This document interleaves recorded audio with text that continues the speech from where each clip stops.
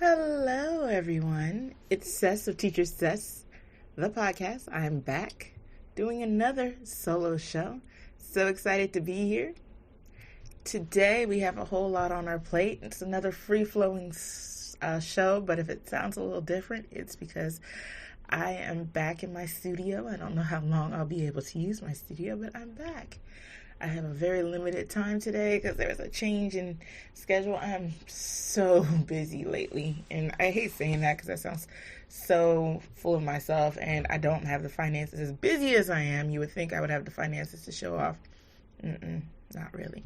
But at any rate, it's good to be back in my better sounding audio studio. I know I've mentioned before what a stickler I am for good audio, and the fact that my audio has been lackluster lately is really sad. So, on our short episode, because I'm giving you some shorter episodes lately, I've realized that that's better for me. Part of the reason is, like I said, my schedule is pretty jam-packed between my job, my kids, and some personal things going on. So, it's better to give you short episodes than no episodes at all. So, I don't know, figures. So, this week I wanted to explore a road that I've been traveling down in being a virtual assistant, or in my case, a virtual assistant in practice, training, I should say, simply because of time. And in addition to that, I'm still on my 31 days of hustle for the month of January. If you have not gotten your free stuff yet, please look in the show notes and I can show you where you can get that. And so you can join me with a free planner for the month of January, in addition to whatever other free things that I've linked you all to. I know I mentioned I've plugged Dave Ramsey, even though I give you the preface. He's the financial guru that I love to hate, if that makes any sense. Like, there's a lot about him that's really good. And then there's some things that I've inferred about him. And then there's some things he's just directly said in regards to saving money. I think back to my late great-grandma, who always said, not great-grandmother, but my grandmother, who's no longer here on earth. And she always was like, I'm going to live my life as long, the best I can. I kind of feel her on that as well. So I know I mentioned this, and if you have not listened, go back to the previous episode. I believe it's episode 3 of season 2. I explained, how I like what Dave Ramsey's about, but giving up all fun and taking the bus and all that is just something I'm not quite thrilled with. So I kind of make a happy in between. Like right now, I'm wearing some brand new loungy clothes. I bought when I say a bunch, I bought 5 or 6 different items for a total of $13. Where did I go to do that? I went back to thrifting, and luckily this weekend, because it is a 3-day weekend to commemorate Martin Luther King Jr., they had a 50% off sale, and the prices are already pretty discounted, aka cheap. So I went to the same place I've went to, which is called here in the Mid-Atlantic region, First Avenue. And the funny thing about that is I actually went there and I made out like a fat rat when I was pregnant because I got so many of my maternity clothes there. Well, I happened to just be in the area yesterday, and I'm like, let me go check it out. Went and checked it out, and I was like, wow, they have some pretty decent stuff. So I wasn't going there knowing there was a sale, but the sale made the deal that much more sweeter. And like I said, I bought about 5 articles of clothing, all like Saturday weekend gear, lounging, not even work clothes. And once they hit that 50% off, it came up to be $12. And the funny thing about that was today I was actually intending on going back and be like, I'm going to get some more, but then Dave Ramsey came down into my head. It's like, well, why are you going to get more clothes when you need to be doing A, B, and C? So on that note, I'm like, yeah, I get you, Dave. Okay, so let me not spend money on clothes, concentrate on paying off debt, etc. And even another issue I'm having, I knock on wood, that was the wood, hopefully solved, and that was from my techies out there, website migration. If I have not said this before, I'm the queen of YouTube, and I probably have said it because I say it all the time. You can find anything you want, anything legal that you want on YouTube. So that led to a dilemma that I'm having for those tech people. And this is not a tech thing. Just sit back and rock with me anyway, because this might make sense to you as well eventually. So I always say I want to be a webmaster, meaning if coding and all that didn't require so much math, science, and just general patience, I probably would be doing that. But I don't like all that math, science, and my patience is very, very thin. So therefore, I can't do it, or I just won't do it. So I did pay about 3 years ago for someone to build my website, teachersess.com. I also paid for this person. It was pretty affordable because they were outsourced from the Philippines.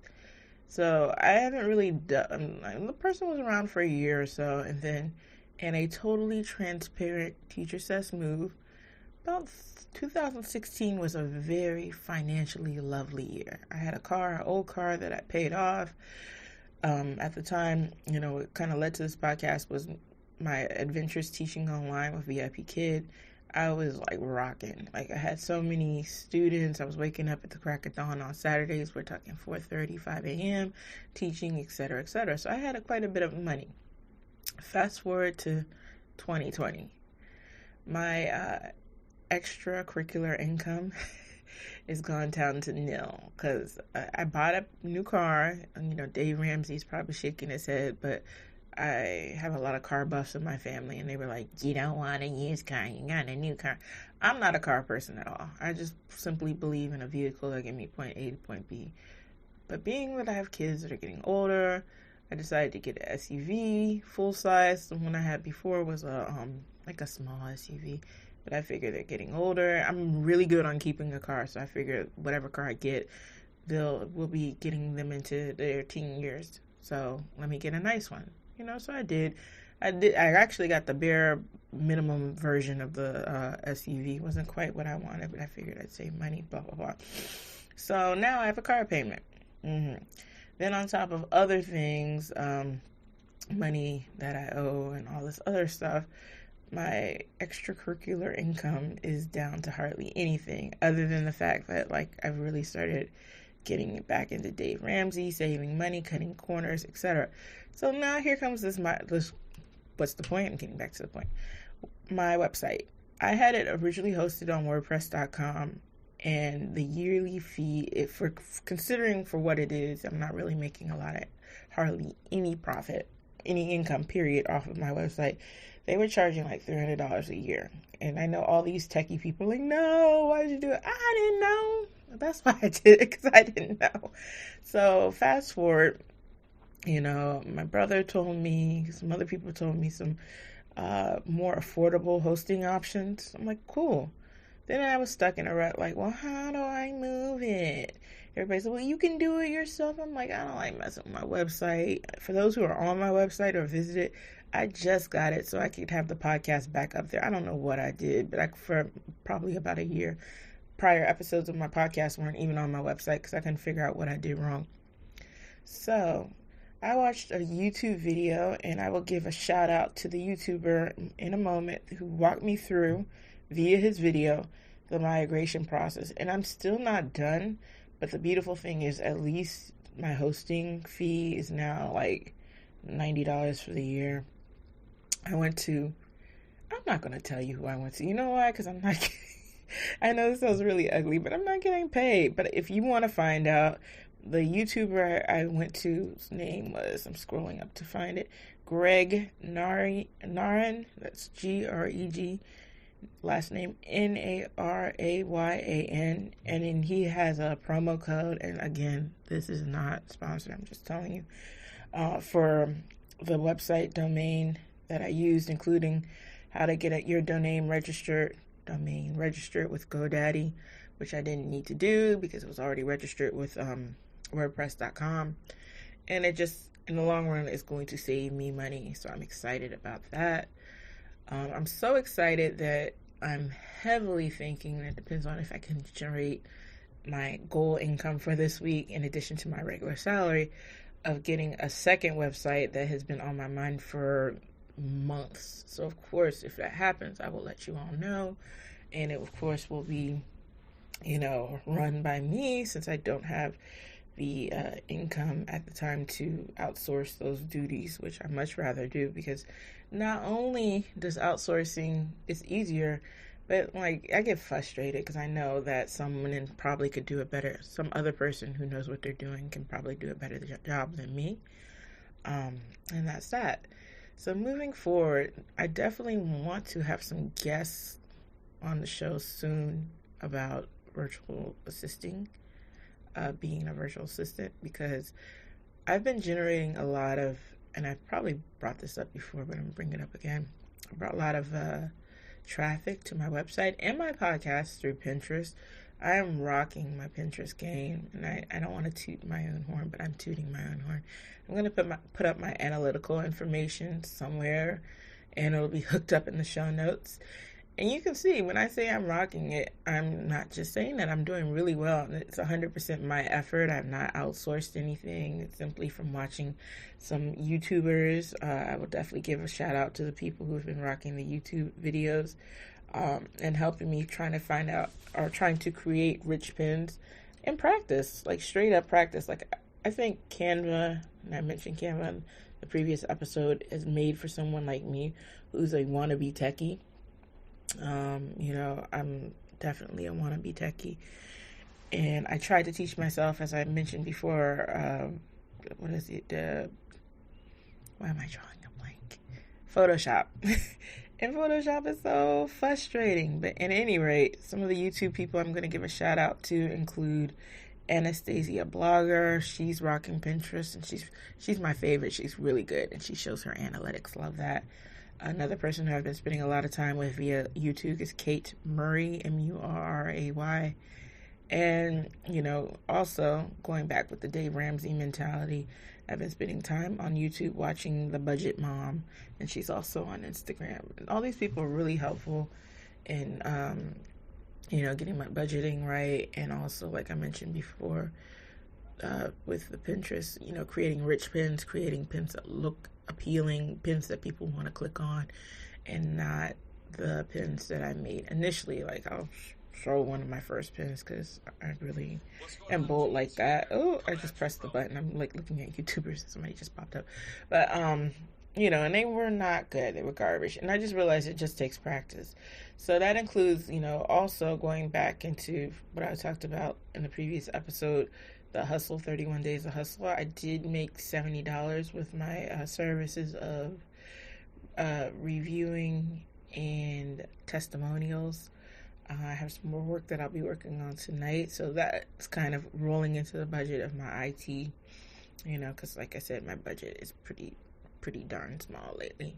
So, putting that together, toying with the idea of this website that I'm going to build. At the very least, I just need to buy the domain name. I'll do that after I pay my bills for the month. And that's it. So I see people are listening. That's great. I went live last week. I wanted to do it again. And honestly, let me tell you the truth. I was going to do it again because the house is mine. Like, nobody's here. And I got a phone call that my kids are coming back home. I'm like, oh. So the live thing probably won't happen, or if it does, it'll happen late when they go to bed, and by then I look busted, I'm tired, my voice is like deeper, etc., sounding like Barry White, if you know who Barry is. Love him, may he rest in peace. So then there's that. So I see I'm going to start winding down. Like I said, this is another short episode. I'm keeping my fingers crossed that this will be one of the first episodes I've edited in a while, and I hate editing. I hate it. And like I said, when you're podcasting on a budget, it's something that's a necessary evil. So it'd be lovely if you let me know you're out there. You can see me on Instagram, Facebook, Pinterest, my website. Send me an email. It would be lovely if you could give me some ideas for some shows. I'm going to come back more structured, hopefully, in the next episode. As far as my old format, I'm free-flowing, which is not always a good thing, but I'm not going to front. Last season, I was very structured. I did not script myself 100%. Like, I'm not that. But I did have show notes and ideas of what I wanted to talk about. And now I'm just like, I just want to put something out. So for better or worse, I'm putting it out. That's it. So again, hit me up. It's good to see that someone's listening. I mean, I'm not bringing in the numbers of I forgot his name. The guy who's number one. I call him the Weed Man because he used to host Fear Factor. His show is like the number one podcast. I was listening to his episode with Robert Downey Jr. last night. And that's another thing about me. I listen to pretty much, I wouldn't say anything, nothing too technical. I listen to all sorts of podcasts from my personal favorite, which is probably The Read, to I'm starting to listen to a lot of the number one, the top 10 podcasts to see what's so good. I love true crime, but as a true crime, hardcore true crime head, I absolutely hate, what is that number one? I have to look it up, but it's like the number one true crime podcast right now, and it's like about two women.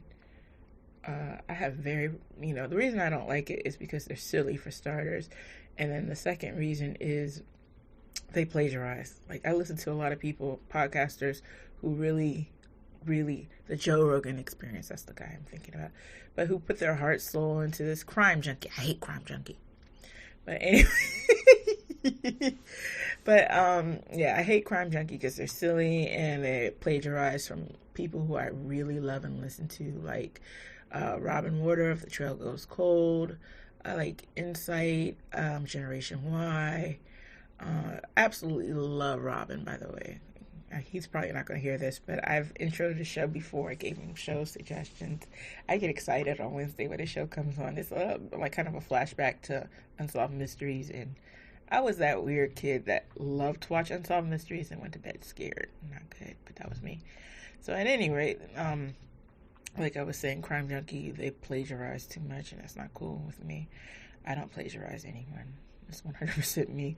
And then I also listen to pretty much every morning NPR's Up First, just to hear what's going on in the news. Like I said, all sorts of things. Listen to Dolly Parton's America. It was pretty good. I haven't listened to all of it. Blood Ties, it's annoying. I'm just going down the list. I've listened to quite a bit of these. Oprah's Super Soul Conversation, depending on who she's talking to. So yeah, there's that. Anyway, I'm not going to keep you up anymore. So, teachersess.com. It'd be fabulous if you let me know you're out there.